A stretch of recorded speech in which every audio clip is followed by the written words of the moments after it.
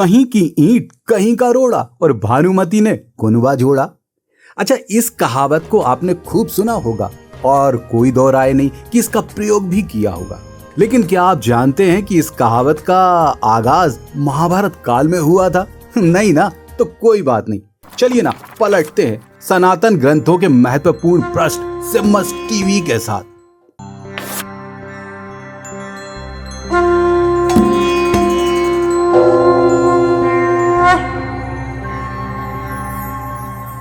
बात द्वापर की है। धर्म की स्थापना के लिए भगवान विष्णु कृष्ण के रूप में इस मृत्यु लोक में अवतरित हुए। भगवान अपनी लीला करते हुए उस मुहाने पर जा पहुंचे जहां महाभारत का भीषण युद्ध और विनाश प्रतीक्षा कर रहा था। तो चलिए ना, अब दिशा करते हैं उस कहावत के पीछे की कथा की, जो हमारा मूल विषय है। दुर्योधन की पत्नी का नाम था भानुमति, और यही भानुमति इस मुहावरे के पीछे का कारण भी बनी। जी, मुहावरा कहीं का ईंट कहीं का रोड़ा, भानुमति ने कुनबा जोड़ा। राजकुमारी भानुमति कंबोज के राजा चंद्रवर्मा की पुत्री थी। राजा को अपनी पुत्री के विवाह को लेकर अत्यधिक चिंता रहती। इसी चिंता को केंद्र में रखकर चंद्रवर्मा ने उसके विवाह के लिए स्वयंवर रखा। इस आयोजन में सम्मिलित होने के लिए दूर दूर से राजा महाराजाओं को आमंत्रित किया गया। वो समय आ गया जब स्वयंवर था। शिशुपाल, जरासंध, रुक्मी, वक्र, कर्ण सहित कौरव कुल दीपक परम बलशाली दुर्योधन समेत कई राजा अब उपस्थित थे। कहा जाता है कि जब भानुमति हाथ में माला लेकर अपनी दासियों और अंगरक्षकों के साथ दरबार में आई तो दुर्योधन मोहित हो गया। लेकिन स्वयंवर रीति के अनुसार भानुमति एक एक करके सभी राजाओं के पास से गुजरने लगी। जब राजकुमारी दुर्योधन के समक्ष पहुंची तो वो हर्षित हो गया। उसे लगा कि भानुमति उसका ही चयन करने वाली है। लेकिन भानुमति के मन में तो कुछ और ही चल रहा था। आखिरकार दुर्योधन की आशा के पलट राजकुमारी दुर्योधन के सामने से आगे बढ़ गई। ये देखकर कौरव युवराज को अपना अपमान प्रतीत हुआ। क्रोधित दुर्योधन ने उसके हाथ से माला झपटकर स्वयं ही अपने गले में डाल ली। इस घटनाक्रम को देखकर स्वयंवर स्थल पर सन्नाटा खिंच गया।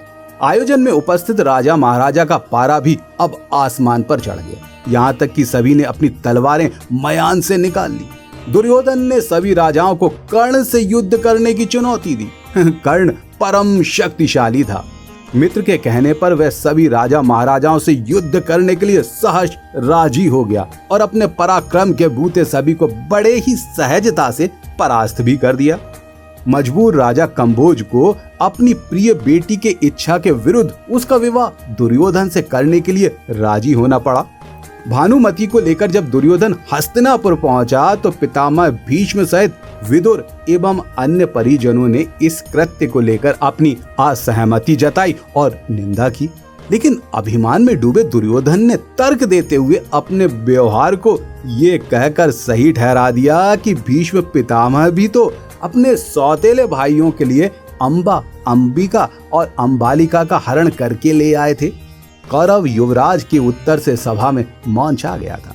भानुमति अपने पिता और उनके राज्य की सुरक्षा को देखते हुए विवाह के लिए आखिरकार मान गई और दोनों गठबंधन में बंध गए। समय बीता और दोनों के 2 संतानें हुई। एक पुत्र लक्ष्मण था जिसे अभिमन्यु ने युद्ध में मृत्यु को सौंप दिया, और पुत्री लक्ष्मणा जिसका विवाह कृष्ण और जाम्बंती से जन्मे पुत्र सांब से हुआ था। कहा जाता है कि भानुमति को यह भान हो गया था कि कुरु वंश का विनाश अब तय है। ऐसे में कृष्ण की पुत्री से अपनी बेटी का विवाह करने की योजना बनाई।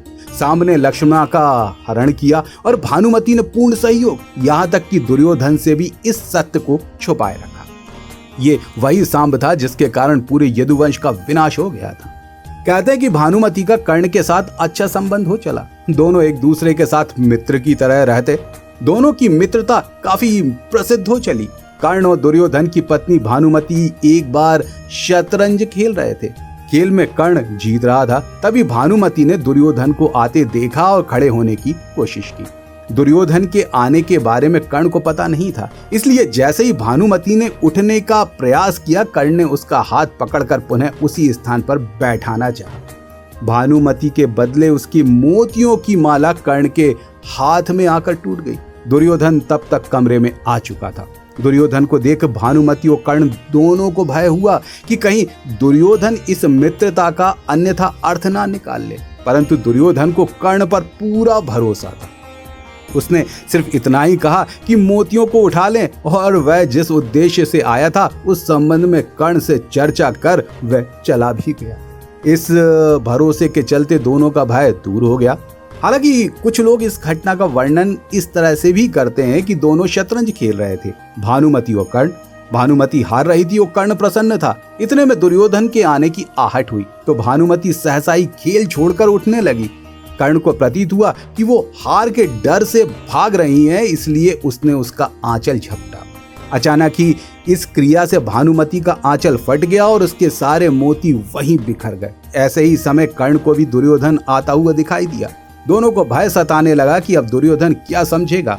जब दुर्योधन निकट आया तो दोनों उससे आंख नहीं मिला पा रहे थे। तब दुर्योधन ने हंसकर कहा, मोती बिखरे रहने दोगे या मैं तुम्हारी मदद करूं मोती समेटने में। कहते हैं कि भानुमति बेहद सुंदर, आकर्षक, तेज बुद्धि और शरीर से काफी शक्तिशाली थी। अब जब महाभारत युद्ध में दुर्योधन मृत्यु को प्राप्त हो गया तो भानुमति ने फिर अपनी बुद्धि का उपयोग करते हुए अपने पति के ही शत्रु अर्थात अर्जुन से विवाह कर अपना भविष्य सुरक्षित कर दिया। अर्थात भानुमति ने समय और आवश्यकता अनुसार सुरक्षित भविष्य लाभ को देखते हुए अनेकों बार समझौता किया। स्थितियां कैसी भी रही हो, लेकिन भानुमति ने अपनी तीक्ष्ण बुद्धि के बलबूते सकारात्मक बना ही लिया। इसीलिए तो ये कहावत गढ़ी गई, कहीं कहीं कहीं का रोड़ा, भानुमति ने कुनबा जोड़ा।